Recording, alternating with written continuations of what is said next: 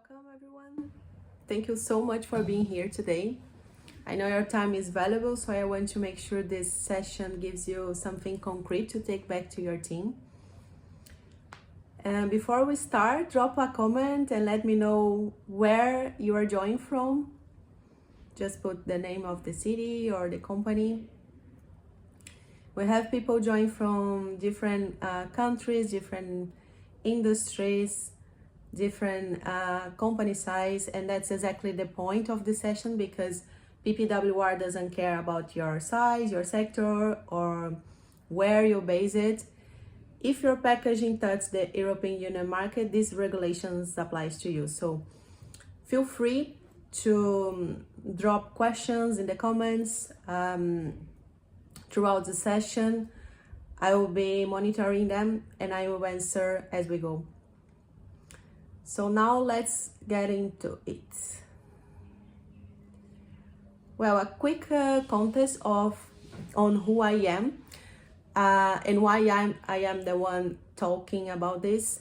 My background is in material and chemical and environmental engineer. I have a PhD. I've been spent years working with life cycle analysis, ESG reporting, and also regulatory compliance across different industries and different geographies.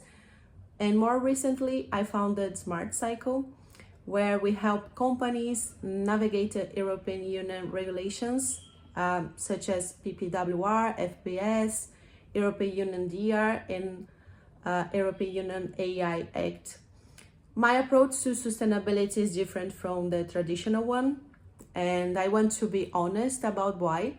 Sustainability for me as a field arrived late in the fossil fuel era and spent decades trying to mitigate damage that was already done.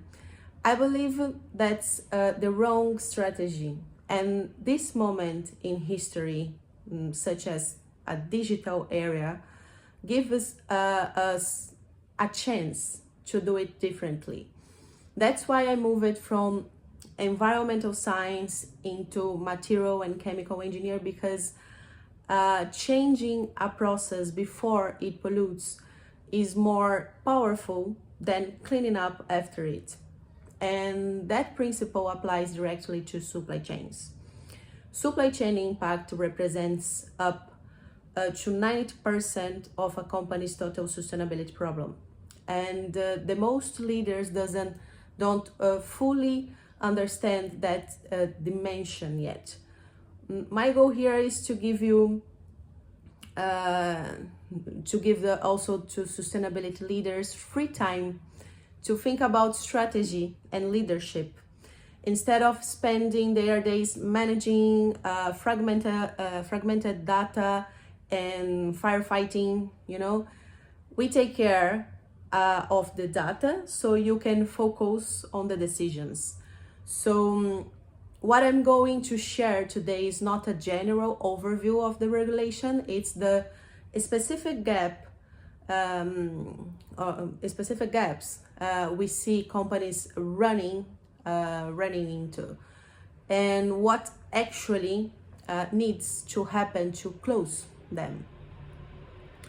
So PPWR is already in force. This is not something coming in the future. This is happening now, and the compliance clock is already running.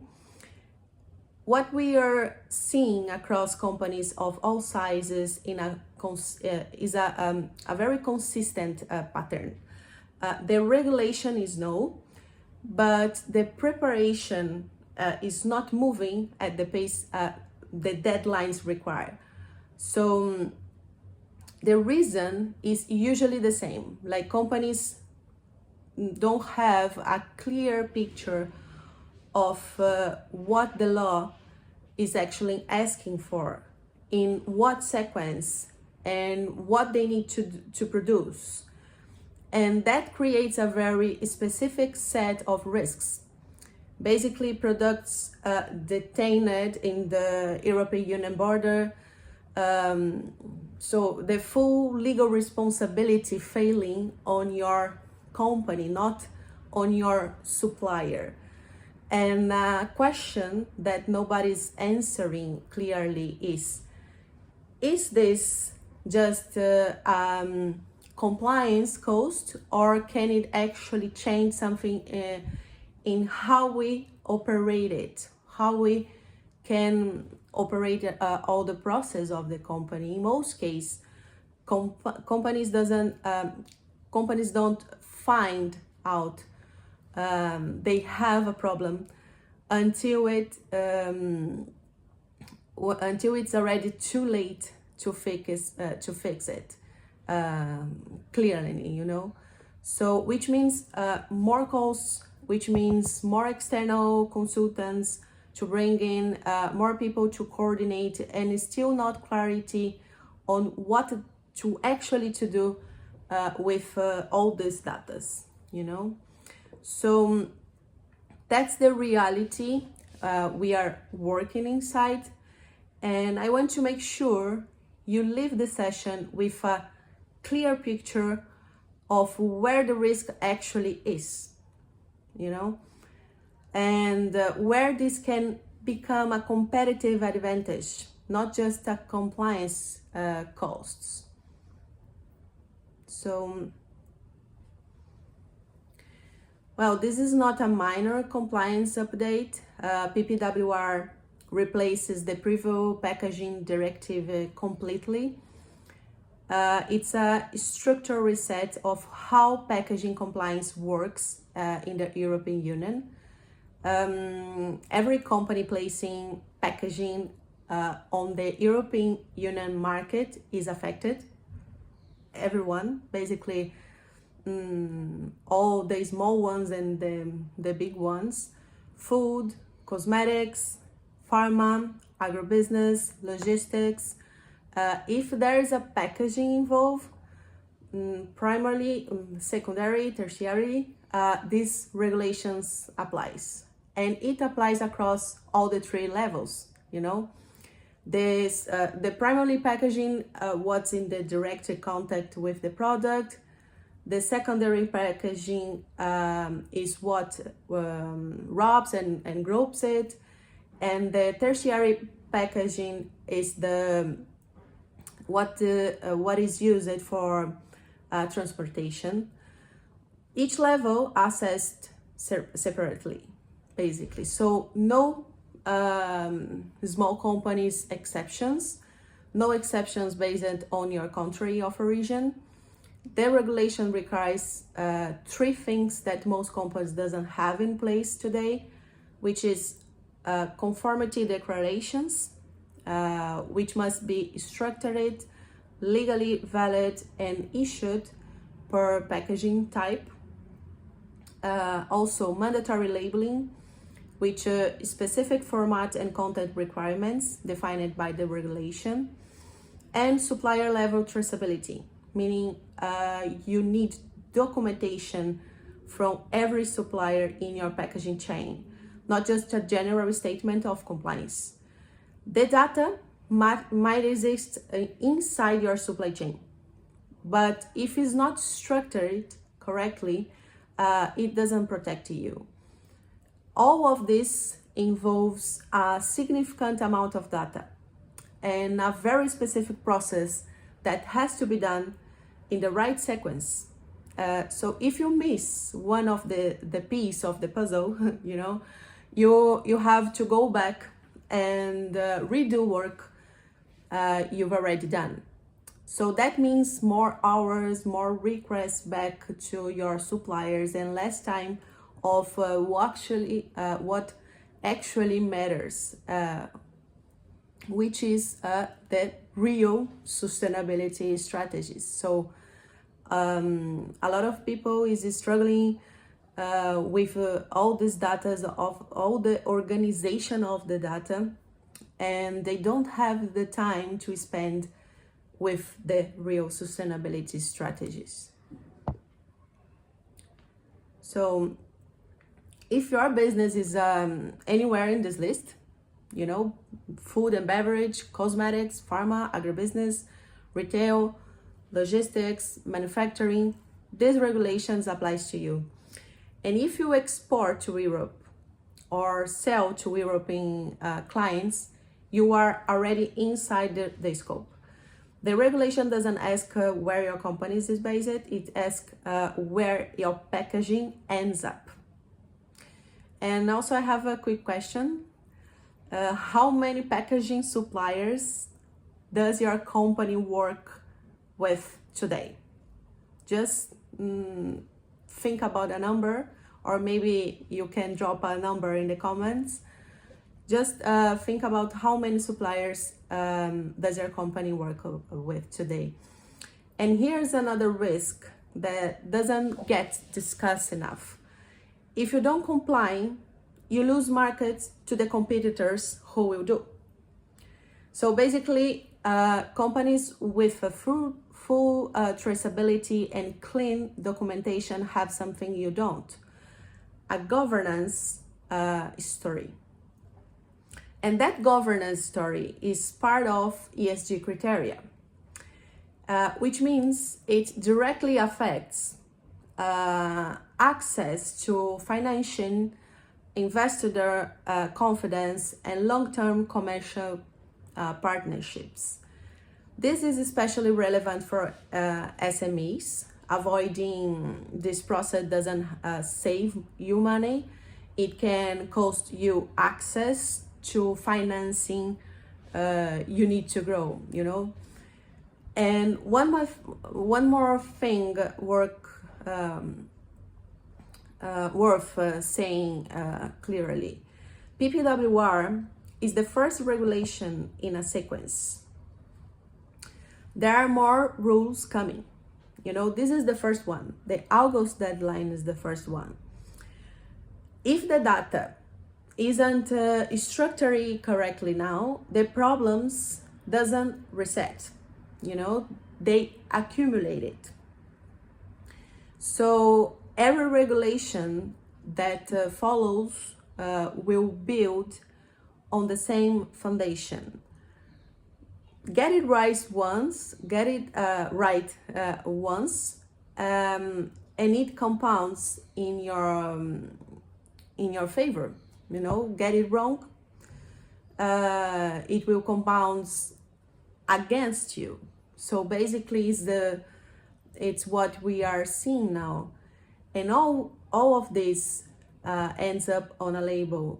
The question is not whether your competitor will do it or not, is whether you will do it basically first, So the important part is not just what PPWR is, but when things actually change. August to 2026, so this year, is the first real operational deadline. That's when conformity declarations and labeling requires become mandatory, not best practice, not recommended, it's mandatory. And 2027 and 2028 bring additional requirements around recyclability, recycle content, reuse target. So the specific criteria for those phases are still being defined in the implementing acts. So you don't need to worry about these details yet, but here's what you need to understand. If your data is not structured correctly now, you have to basically redo work when those criteria arrive. The companies that set up their data architecture properly today will move through this every future deadline without starting from zero. That's the value of doing this with technical knowledge behind it, not just a spreadsheet, not just how I think I need to do it, but understand exactly the architecture of your data. August 26 is where the legal exposure starts and where your data needs to be organized. And there are no more mandatory audits built into the regulations at this stage, so you don't need to worry about this. This is an important thing to say, which means the clock on your liability starts in August August of this year to 26, whether or not anyone is checking that. That gives company 5 months more or less from today. So most companies that start this process underestimate on how long supplier validation actually takes. It happens consistently. Companies doesn't see the risk in time because they can't estimate it how long each task actually takes. And by the time they do, they are already behind. So this is basically what we're seeing right now. And also a lot of companies are trying to talk to date this deadline also. And this is the point most companies miss entirely. Conformity is your liability, not your suppliers. If your supplier doesn't document their packaging correctly, your product is in the one blocked at the border. Your company carries the full legal exposure. It doesn't matter if your supplier told you everything was fine. What matters is whether the documentation exists and whether it's structured in the format of PPWR requires. And this is where the real problem lives for most companies. The supplier relationship is there, the product data might even exist in somewhere, but is scattered across emails, spreadsheets, and shared folders with no legal structure. What the law requires concretely is this: for each packaging type, it's not for each supplier, it's each packaging type. You need one declaration of conformity, which is the legal statement confirming that packaging meets Article 5 and to 12, and one folder of technical evidence supporting that declaration, okay? Materials, recyclability assessment, substance compliance, minimization, justification. So one doc plus one evidence folder per packaging type. If a supplier provides 5 different packaging formats, that gives 5 docs and 5 evidence folders. Not one general statement. Okay, it's gonna be 5 in this case. And also a question for the room.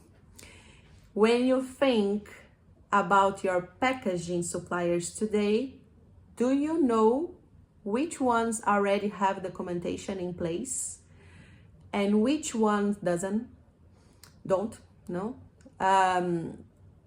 If you want to drop a yes or no in the comments, just to have a little bit the picture of that. So most companies, when they actually look at this, realize they don't know. And that's exactly the problem. You know, they look at that and say, okay, I don't have the right place that I have this information. So what actually happens to these companies that miss this window? Basically, the market access blocked because products detained at the European Union border with no fixed timeline for release. And that's not a fine, that's an operational crisis, you know. It's gonna be affecting all the operation of that. Also, administrative penalties, fines proportional to revenue. That's no fixed ceiling in the regulation, which means the exposure scales with your business size, basically. Also, brand exposure. National authorities publish no conformity reports. These are public. Your clients, your partners, and your competitors can see them. Supply chain rejection.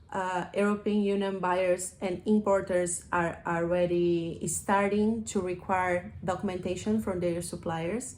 So companies without it are being removed from the suppliers list, basically. So this is not a compliance checkbox. This is a business risk that directly affects your ability to operate it in the European Union market. So if we pause here for a second, and what this really comes down is not understanding the regulation, it's execution. You know, most people can understand the regulation, but how can I execute them? That I don't need to spend months or maybe a lot of different places of the data, with a lot of emails, with a lot of folders. You know, the execution process must be should be very regulated to all these data that will come. So knowing exactly what needs to be done is in what water and in what order, and having the data structured in a way that actually protects you. And this is where the most companies get stuck. Not because they don't care, not because they don't know what to do, but because there is no clear operational path. So the question becomes very simple on how do you go from where you are today to a state where you can actually prove compliance.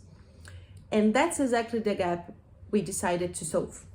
You know, most companies at this point realize they don't actually know where they stand. They know PPWR is a problem. They know August 2026 is coming. But when you ask them to show the documentation of the top 10 suppliers, the room goes quiet, you know. If your team had to prove PPWR compliance tomorrow, would you pass? Or you spend the just more 5 months on that? Do you have this already? Because the regulation started a year ago. So if you don't have it yet, maybe you don't have this process. So instead of trying to figure out internally from scratch, we decided to build something that solves this in a structured way. You don't need to spend another hour trying to piece together a process that doesn't exist inside your company, because this is not something most teams have to build internally yet, okay? So instead of operational without visibility, we build something that gives you complete picture, a map, step by step, of exactly what you need to do in which step. And let me make this very concrete for you. What typically happens inside companies today is that validating a single supplier can take maybe from 2 to 3 weeks with emails, documents, follow-up, missing data. It's all fragmented. Just months of your team's time going into a process that has no clear output at the end. So what we've built turned that into a structured process that can take about 15 minutes per supplier. Yes. So if you have to spend maybe 2 weeks or 3 weeks per supplier, and also not just supplier, because supplier can have more materials, so you will spend if the supplier has 4 materials, you will spend 4 times this time, So if you think about your own situation for a second, how many suppliers are we talking about? You don't need more consultants who will give you a superficial overview that takes weeks to understand and approve. You need a map, steps, in order that your team can actually execute. That's a clarity in a single afternoon. That's what it looks like when the data works for you. And more importantly, that's months of internal work your team doesn't have to do. So I will present to you this, which is the PPWR clarity map. It will give you this step-by-step compliance roadmap built on your validation methodology, your PPWR material score across all packaging categories, a priority supplier list who to validate first and why, and an executive PDF ready to share with your team and your board today. And also, now, which we understand the problem of the companies, we give also 2 bonus, which is a very interesting approach, because we never did that. And for me, it's a very interesting to share this with you today, because this is very valuable, but we have these 2 bonus in the company right now. So the bonus included a declaration of conformity template and also a technical documentation template. This is the bonus 1. The 2 actual documents you need to produce for this compliance. The price is on screen, so that's the clarity map. And for those watching this live, there is a second option and an exclusive bonus valued at the 267 more or less euros.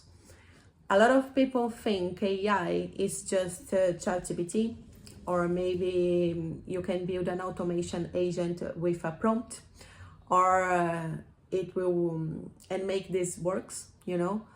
That's not how it works. That's where and we've already gone through this process at Smart Cycle. So we built it, we tested, we fixed it, what broke, and now have a system that actually have functions. So this system actually functions. So this bonus 2 is a step-by-step guide to build your own AI compliance agent. The tools, the workflow, and the logic we use. No coding, no technical skills required, a very didactic workflow so you can get your own results. That's what frees you to focus on what actually matters, like a real sustainability strategy inside your supply chain. So you can scan the QR code on the screen now to access both options and all the bonus and all the map. And this is designed for companies that export to the European Union or serve European customers that deal with packaging at any level, primary, secondary, and tertiary, and that needs clarity on what their team wants to do and by when. So if you're a sustainability director, a compliance manager, a supply chain lead, a founder, or a consultant who is being putting this off because it felt too complex, yes, this is for you. And if you are still asking yourself whether this applies to your business, the question is already the answer, you know.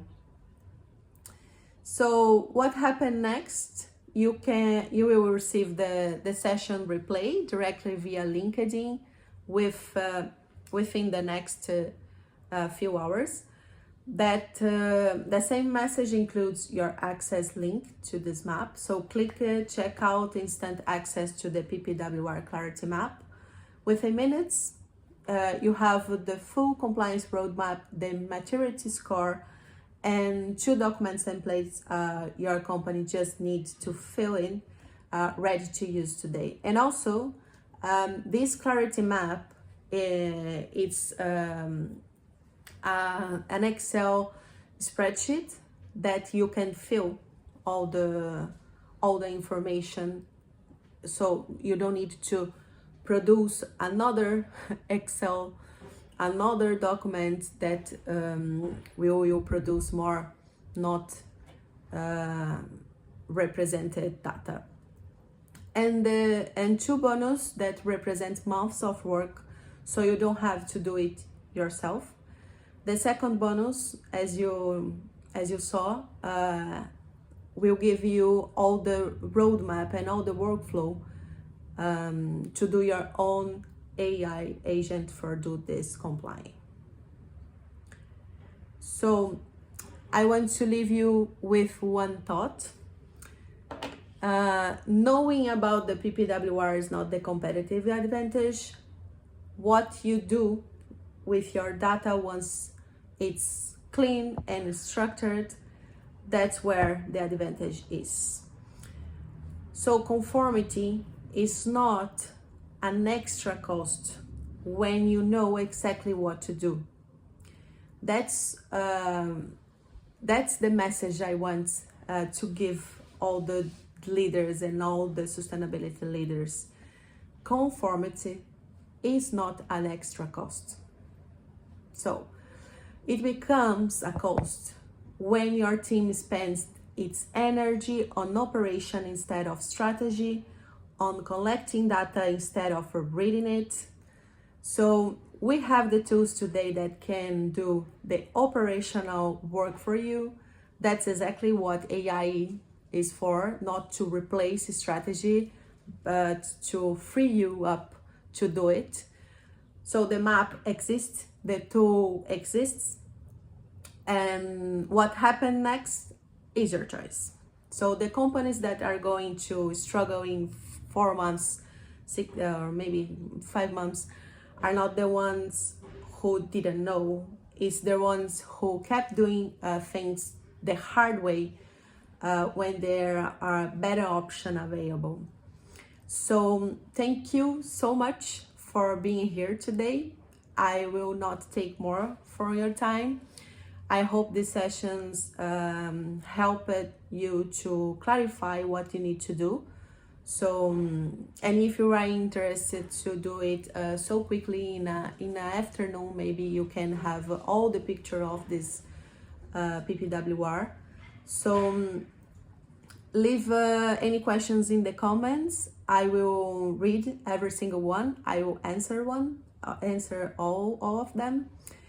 And I hope to see you on the other side. So thank you so much.